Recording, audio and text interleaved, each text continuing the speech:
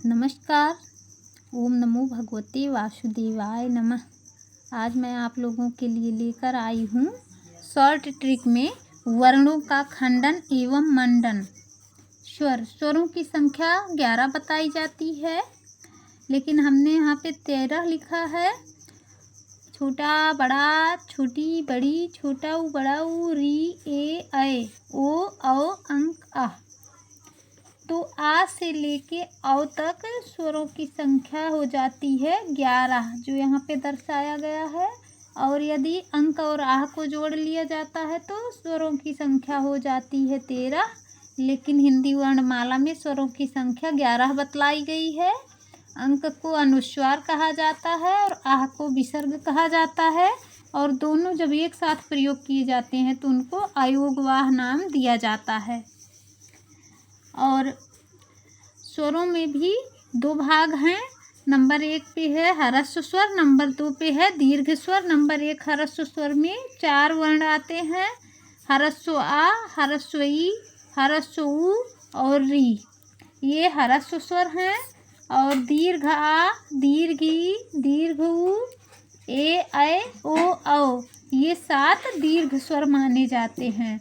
तो 7 और 4 मिलाकर के हो गए स्वरों की संख्या 11।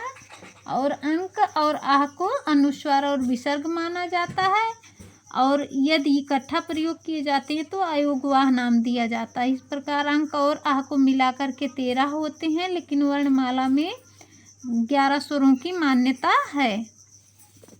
व्यंजन।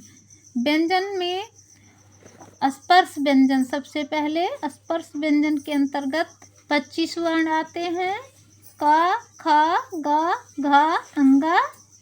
इनका एक नाम का वर्ग है और इनको कंठ भी कहा जाता है। चा, छा, जा, झा, इया, इनको चा वर्ग कहा जाता है और इनका एक नाम तालु भी है।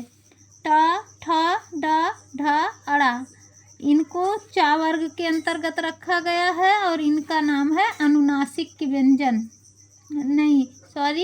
मूर्धा। टा, ठा, डा, ढा, अड़ा को मूर्धा कहा जाता है। और त, थ, द, ध, न, ये ता वर्ग के अंतर्गत आते हैं और इनका एक नाम दंत भी है। और पा वर्ग के अंतर्गत पा, फा, बा, भा, मा आते हैं, इनका नाम ओष्ठ है। और जो अभी मैंने अनुनासिक बताया है, अनुनासिक व्यंजन है 5। कौन? अंगा, इया, ड़ा, न, मा। इन पांचों को, मतलब पांचों वर्गों का अंतिम वर्ण जो है वो अनुनासिक होता है। तो इस प्रकार से इनकी संख्या हो गई 5, जो यहाँ पे दर्शाया गया है।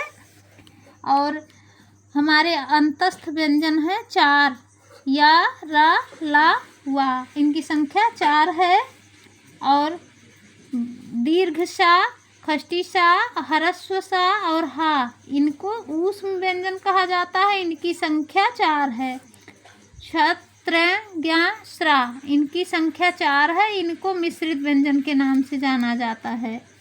ड, ढ, इनको वर्णमाला में उत्क्षिप्त व्यंजन या द्विगुण व्यंजन या नुक्ता व्यंजन के नाम से जाना जाता है, इनकी संख्या 2 है। आगत व्यंजन। आगत में जहाँ पे उर्दू का अंक वाला लगा रहता है चिन्ह, उनको आगत व्यंजन कहते हैं, इनकी संख्या 6 है। आ, क, फ, ग, ज, फ, इस प्रकार से आगत व्यंजनों की संख्या 6 है।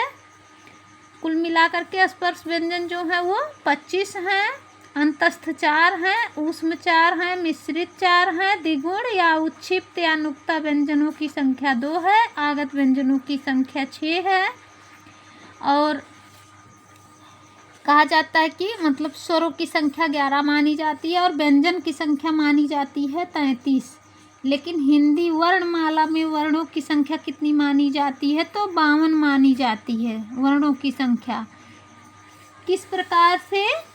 जब हम पूरा आ से लेके आह तक जोड़ेंगे तो 13 हो जाएंगे, और 13 होने के बाद 25 इनको जोड़ेंगे उन्हीं में, तो 25 और 10 35 और ये देखिए 13 स्वर 33 व्यंजन, और उसके बाद 4 अंतस्थ, 4 ऊष्म, 4 मिश्रित और 2 द्विगुण। कुल मिला के कितने हो गए? तो यहाँ पे 3 3 6 और उसके बाद 1 3 1 4 4 8 4 12 4 16 16 2 18, मतलब 25 वर्ण ये हो गए पूरे व्यंजन, और 25 के बाद हो गए 25 और 2 ये 27 हो गए, 28 29 30 31 32 33 34 35 36 37 38 39, उसके बाद 40 41 42 43 44 45 46 47 48 49 50 51 52, ये पूरे हमारे जो हैं एक तरफ से 52 वर्ण हो गए। इस प्रकार से हिंदी वर्णमाला में यदि पूछा जाए व्यंजन की संख्या तो 33 होती है और स्वरों की संख्या 11 होती है, लेकिन कुल मिला के जिस हिसाब से हमने दर्शाया है इन सब को मिला करके वर्णों की संख्या 52 हो जाती है। यदि आप सभी को वीडियो पसंद आए तो वीडियो को लाइक सब्सक्राइब शेयर करना ना भूलें, क्योंकि इससे मेरा मनोबल बढ़ता है और आगे कुछ करने के लिए प्रेरणा मिलती है। धन्यवाद।